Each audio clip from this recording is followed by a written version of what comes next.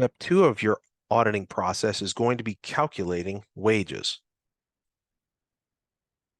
So once you gather all of your information for the 2 years or 3-year look back period, you're going to need to go through and validate that the employee's timesheet hours and pay are correct and ensure that they were paid the correct minimum wage, overtime rates, all per visit, and shift differential compensation. You're going to have to look into that and make sure all of that was done.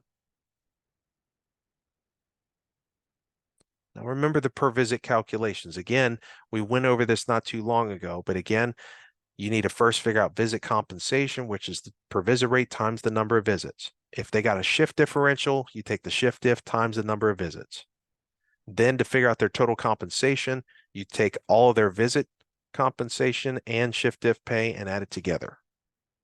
The regular rate of pay is where you take their total compensation and divide it by the total number of working hours.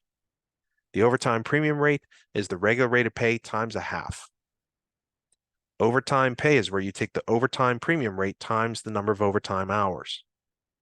And the gross pay is your total compensation plus the overtime pay.